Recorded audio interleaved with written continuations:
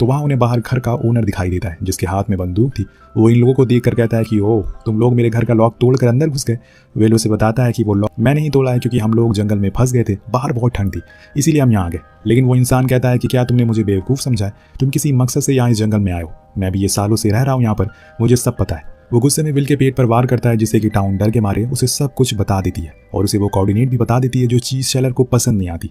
इसीलिए वो पीछे से वार करती है, लेकिन ली उसे रोक लेता है। लेकिन वो ओनर कहता है कि ठीक है, तुम लोग इस सोने को ढूंढ कर लाओ मेरे पास, उसके बाद मैं तुम्हें अपनी स्नो मोबाइल से हाईवे तक छोड़ दूंगा। अगर तुम्हें भागने की कोशिश करी तो फिर इसका अंजाम क्या होगा वो तुम अच्छे से जानते हो। ये सुनकर शेलर को बहुत ज़्यादा गुस्सा आता है। वो बाथरूम में चली जाती है जहाँ उस ओनर की ड्रिंक मिलती है, जिसमें वो पास में रखी एक चूहे मारने वाली दवा को मिला देती है, क्योंकि वो नहीं चाहती कि किसी और को वो सोना मिले। और पहले इसमें 4 हिस्सेदार मौजूद हैं। अब सभी बाहर आ जाते हैं और फिर एक रस्सी की मदद से उस चट्टान के नीचे उतरते हैं। हालांकि इसमें टाउन को डर लगता है, लेकिन वो फिर भी कर लेती है। उसके बाद ये लोग चलना शुरू करते हैं, लेकिन बीच में ही शेलर बेहोश हो जाती है। विल बताता है कि इसका शरीर ठंडा हो चुका है, हमें एक इग्नू बनाना होगा जिससे कि हम सभी को थोड़ी गर्मी मिल सके। ली फौरन काम पर लग जाता है और रात होने से पहले उस इग्नू को बना लेता है, जिसके बाद एक एक करके सभी बंदे उसके अंदर सो जाते हैं। अब सुबह जब विल उठता है तो देखता है कि उसका पैर अब हिल भी नहीं रहा। वो अपने जूते उतारता है तो उसकी 2 उंगलियां सड़ चुकी थी। उस चोट के कारण अब वो खराब हो गई थी, इसीलिए वो आगे जाने से मना कर देता है। जिस चीज़ को सुनकर ली कहता है कि अब तुम उस चट्टान पर चढ़ नहीं पाओगे, इसीलिए बेहतर है कि हमारे साथ ही चलो।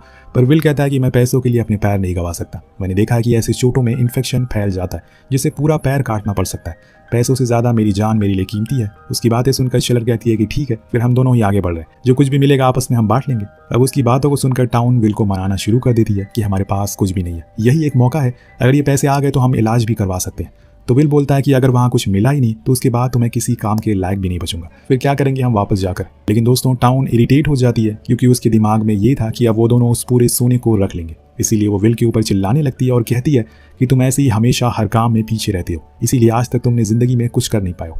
जिस घर में हम रहते हैं वो मैंने खरीदा नहीं है, बल्कि मैं उसके बदले में अपने डैड को हर महीने रेंट देती हूँ कि अभी भी तुमने कुछ करा नहीं है, मैं पीछे नहीं जा सकती। लेकिन विल दोस्तों आगे जाने को राजी नहीं है, इसीलिए टाउन उसे अकेले छोड़कर उन दोनों के पीछे चली जाती है और विल वहीं से मुड़ जाता है। अपने पीछे आते टाउन को देखकर शेलर गुस्से में आ जाती है और तेज तेज चलने लगती है। मतलब कि ये चारों एक दूसरे को पसंद नहीं करते, बस किसी तरह से एक साथ। अब बीच में उन्हें एक जमी हुई लेक मिलती है जिसके ऊपर से इन्हें चलकर जाना था। उधर हम देखते हैं कि विल उस चट्टान तक पहुंच जाता है, पर उसे ऊपर चढ़ने में दिक्कत होती है। इतने में हम देख पाते हैं कि वो तीनों ने लेक को पार कर लिया है और अब शेलर को जीपीएस से पता चलता है कि वो सोना यहीं कहीं आसपास ही है। वो 3-4 जगह खुदाई करते हैं और फिर आखिर में उन्हें खुदाई के दौरान कुछ लोहे जैसी चीज़ मिलती है, जिसे वो और तेज़ी से खोदना शुरू करते हैं और उसके अंदर उन्हें एक बॉक्स मिलता है जिसे जंजीरों से बांध कर रखा गया था, और उसे खोलने पर उसके अंदर उन्हें सोने भरे हुए मिलते हैं। वेल, जिसे देखकर सभी बहुत खुश होते हैं, फाइनली उन्हें वो सामान मिल गया था।